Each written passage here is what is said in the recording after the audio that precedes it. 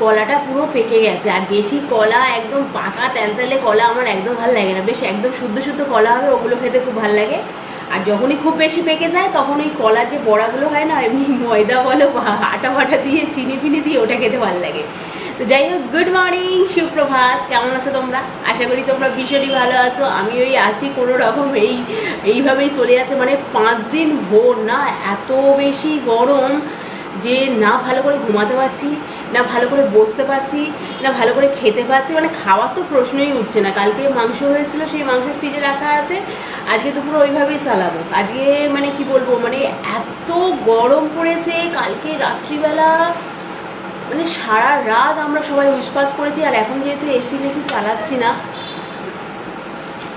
দুপুরবেলা করে বিশেষ করে অরেঞ্জ জুসের জন্য আর রাজুর জন্য চালাতে হয়। ওরা ঘরে থাকবে, আমি বারান্দায় বসে থাকি, জানের তলায় নিচে এখানে সুন্দর করে গদি করে একটু বিছানা করে নিই, মোটা বেড কভার বিছিয়ে এখানে থাকি। ওই ঠান্ডার মধ্যে আমি ঢুকি না। আমি জানি একবার ওই ঠান্ডার মধ্যে ঢোকা মানে আরও বেশি ঠান্ডা লেগে যাওয়া। কোনো বৃষ্টি হচ্ছে না, কিচ্ছু হচ্ছে না। এটা শুধু ঠাকুরের কাছে রিকোয়েস্ট যে অন্তত আজকে অন্তত একটু বৃষ্টি হোক, না হলে আর থাকতে পারা যাচ্ছে না। মানে এত গরম সহ্য করা যাচ্ছে না। ওফ বাবারে বাবা।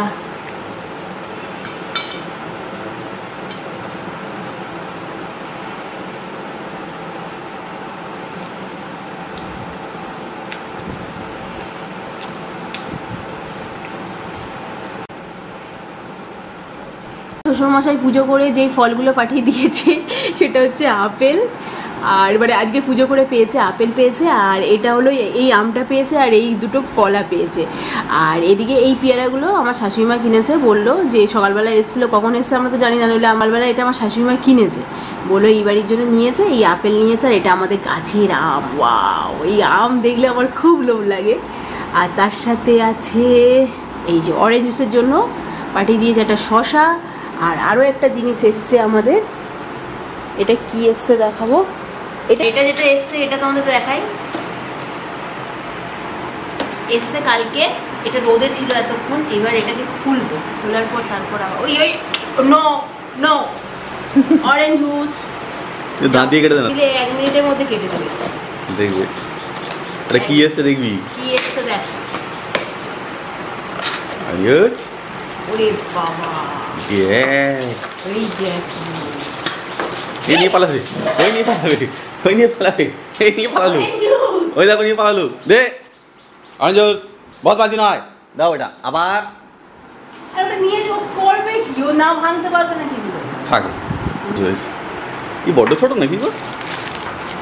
দাম অনুযায়ী ঠিক আছে।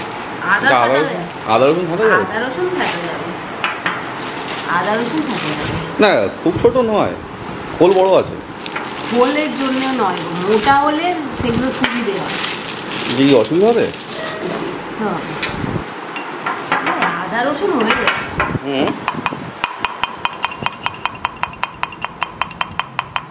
ঠিক আছে, আদা রসুন খাওয়ার জন্য যথেষ্ট, এনাফ। বেশি বড় নিয়ে কী হবে, কোনো কাজে লাগবে না। এগুলো ঠিক আছে, এই ছোট্ট ফ্যামিলিতে ছোট্ট 2 জন মানুষ খাই আমরা, 2 জন 1 জন 3 জন অরেঞ্জ খেয়ে ধরে একটুখানি আদা, 50 গ্রাম আদা বড় জোর থেঁতু। এটা নেওয়া হয়েছে মেনলি কিন্তু আদা ফাদা, ওই এখন যেহেতু স্টিম নেওয়া হচ্ছে, তাছাড়াও হঠাৎ করে অনেক সময় দরকার লাগছে যে একটুখানি রসুন দরকার, সেটাকে ঘষা সত্যি মানে অসুবিধা হয়ে যায়, আর মিক্সিতে দেওয়া যায় না একটুখানি, সেই জন্য এটা হলে এই সুবিধা দরতে এটা নেওয়া হয়েছে। আর এর সাথে যেটা ফ্রি দিয়েছে সেটা হচ্ছে ঘষা, যেটা ওই অরেঞ্জ জুস নিয়ে পাইয়েছে। আদা ঘষাটা, আদা ঘষাটা এটা ভাঙছে নাকি অরেঞ্জ জুস? এই দেখ, এই দেখ, এই এই এই দেখ কি নিয়ে যাচ্ছি, দেখ ছেড়ে দাও, দেখো দাদু, এই তো এই যাচ্ছে, এই যাচ্ছে, দেখো ছেড়েছে, এই দেখ, দে দেখো খাড়া তোরা ঢুকে গেছে। দাও ওকে, গেট দাও, গায়ে দাও দেখি, ওই জিনিসটা কই দাও, একদম শোনে না কথা। রান্না কোনো রকম কিছু করবো না। এক তো সকালবেলা আমার যে মাসি আছে সে আজকে আসিও নি, আর জানি না, জানলে আগে থেকে কাজ করে নেবো। তো আমি ঝাড়ফাট দিয়ে রেখেছি, কিন্তু ঘরটা আর মোছা হয়নি, বাসনগুলো পড়ে আছে, কয়েকটা যেগুলো লাগবে সেইগুলো মাজবো, তবে খুব বেশি লাগবে না, কারণ রান্নাবান্না যেহেতু করবো না, কালকে চিকেন করাই আছে, আর ননস্টিক করার মধ্যেই মাংসটা রাখা আছে। এই যে ওড়নাটা দেখছো, নতুন ওড়না, নতুন না হলেও কয়েকবার পরেছি। আর অরেঞ্জ জুস কালকে ওড়নাটা পেয়ে এই দেখো ফুটো করে দিয়েছে, এইখানে একটা ফোবলা করেছে, আর এদিকে একটা ফোবলা করেছে, তো দু জায়গায় ফুটো করে দিয়েছে। ওড়নাটা নিতে পারবো বলে মনে হয় না, নিলেও এরকম লুকিয়ে লুকিয়ে নিতে হচ্ছে, মানে ওড়নাটা মানে ফুটোগুলো বন্ধ করে করে নিতে হচ্ছে। তো এখন দেখো এই তিনটে ডিম সেদ্ধ হয়ে গেছে, এগুলো ছাড়িয়ে এখন সব খাওয়া দাওয়া হবে। এর মধ্যে মা এটা রাজু কালকে রাত্রিবেলা অবশ্য বলেছিল যে মাংস ঢোকাতে গিয়ে মাংসর ঝোল পড়ে গেছে, একবারও সকালে বলেনি, পুরো ফ্রিজটা হয়ে যাবে। এই তো চিকেনও রাখা আছে, এটার মধ্যে একটুখানি এঁচোড় রাখা আছে, তারপর একটুখানি পুঁই শাকের তরকারি রাখা আছে, মোটামুটি সবই রাখা আছে। আর কিছু রান্না আজকে বেলায় কিছু করবো না। এটার মধ্যে চিকেনও রাখা আছে, কাঁচা চিকেন। ইস, ওটাকে এক্ষুনি ইমিডিয়েট পয়সা করতে। অরেঞ্জ জুস কী করছে দেখাই তোমাদেরকে। কি নিয়েছিস? এটা কি রে? মা, দুধের একটা প্যাকেট কোথা থেকে চুরি করেছে। আজকে বলছে না মাসি আসেনি, তো আমার তো বাসন কোসন সব নিচে থাকে, এবার তার ভিতরে দুধের প্যাকেটগুলোও ছিল। সকালে একটা নিয়েছে, কোনো রকমভাবে নিতে ফেলেছি, নিয়ে মানে বাইরে ফেলেছি, আবার একটা নিয়েছে। Orange juice. আর অরেঞ্জ জুসের গায়ে খুব লোম উঠছে, মানে গরমের জন্য কিনা জানি না, খুব গায়ে লোম উঠছে। মানে মানে কালকে স্নান করানো হয়েছে। এই দে অরেঞ্জ জুস, এই দে অরেঞ্জ জুস, এই দে অরেঞ্জ জুস। এটা কি রে? এই দে এটা কি রে? এই দেখ, এই দেখো, এই দে, এটা নিবি? ধর ধর ধর, বাবা তাকাচ্ছে দেখো, মানে আমাকে এক্ষুনি খেয়ে নেবে। এটা নিবি? নে নে নে নে নে নে নে নে। কি আছে দেখ তো, শশা। অরেঞ্জ জুস, শশা খাবে।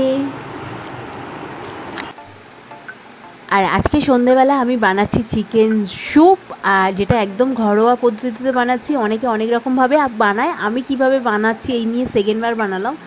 তো অবশ্যই তোমরা দেখো, ভালো লাগবে এটুকু বলতে পারি। কয়েক টুকরো মাংস হলেই হয়ে যাবে। তো এর মধ্যে প্রেশার কুকারের মধ্যে বাটার দিতে পারো বা রিফাইন তেল, আমি রিফাইন তেল দিলাম।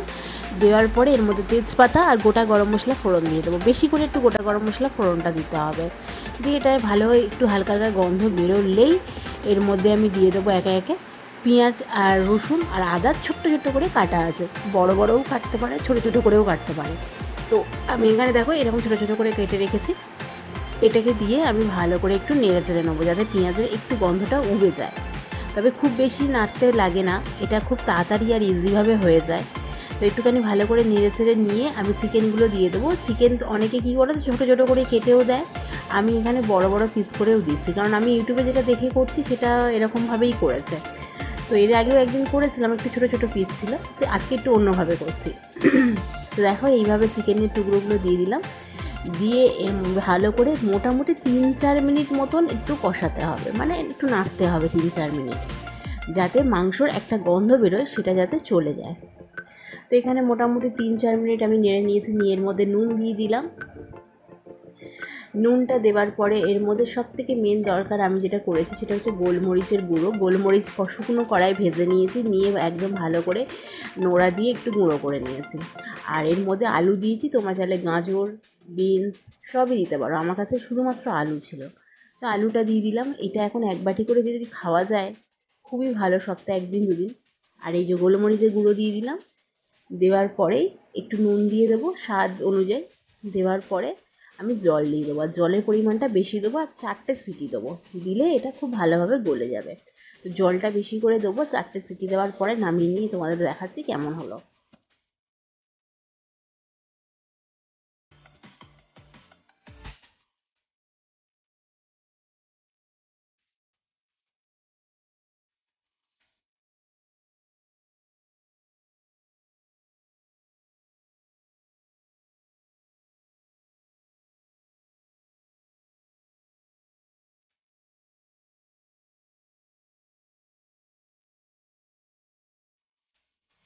আর সকাল থেকে এত বীভৎস গরম, মানে তোমরা আমার মুখ টুক দেখেই বুঝতে পেরেছো, মানে ঘেমে পুরো স্নান করে যাচ্ছিলাম।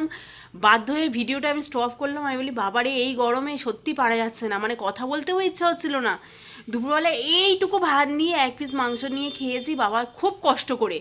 আর 50 বার কম করে কারেন্ট গেছে, আসছে গেছে আসছে, এরকম বারবার যাচ্ছে আসছে, মানে বিভৎস বাজে অবস্থা। কোনো আমি ভাবলাম আজকে একটু হয়তো ঝড়ের হাওয়া দেখবো, বা আজকে হয়তো ঝড় উঠলেও উঠতে পারে, কোনো ঝড় টড় কিচ্ছু হয়নি, কোনো রকম কিচ্ছু হয়নি। আর চিকেন স্যুপ যেটা বানালাম, দেখো আমি একদম ঘরোয়া পদ্ধতিতে বানিয়েছি, মানে সবাই হয়তো আমার থেকে, হয়তো না, আমার থেকে অনেক ভালো পারো তোমরা, কারণ আমি মানে খুব একটা আমি কোনো দিন বানাইনি। এর আগে একদিন বানিয়েছিলাম ছোটো ছোটো পিস করে, আর আজকে বানিয়েছি, তাই হয়তো অনেকে দেখে ভাববে এই কেমন ধরনের, বা ভালো নাও হতে পারে। আমি একদম ঘরোয়া পদ্ধতিতে আমি যেরকম জানি সেরকম বানিয়েছি, কারণ একটু আধটু ভুলভাল হলে, আগের দিনকে ডিম ভাজার রুটি তোমরা দেখেছিলে, একজন কমেন্ট করেছে ডিমটাও ভালো করে ভাজতে পারো না, মানে লোক এত আঘাত দিয়ে দিয়ে কথা বলে না, সামান্য একটা ডিম ভাজা নিয়েও লোক এমন কমেন্ট করে যে মানে জিনিসটা যে মেনে নেবে সেটা মেনে না। কারণ আমরা কিন্তু এরকম কোনো দিন কাউকে বলতে পারবো না, আমরা দেখবো ঠিক কথা, কিন্তু কোনো দিন বলতে পারবো না যে এটা ওই সত্যি, সেই রকম মানসিকতা আমাদের মধ্যে নেই।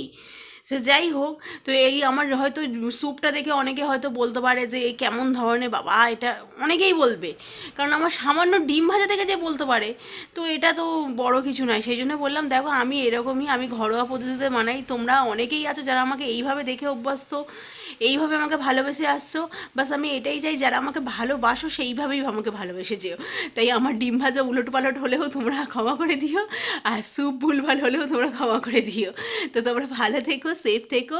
কালকে যদি গরম কম থাকে, কম থাকে তাহলে ব্লগ করবো, না হলে ব্যাস ছুটি, কালকে ছুটি। আর তোমরাও ভালো করে বেশি করে জল টল খাও, মানে লেবু জল, মানে এনার্জি ড্রিঙ্ক যতটা পারবে খাও। আমার লেবু শেষ হয়ে গেছে, কালকে আবার লেবু নিয়ে আমাকে 2-4 গ্লাস জল খেয়ে নিতে হবে যাতে এনার্জি পাই। চলো, গুড নাইট, শুভরাত্রি, আবার দেখা।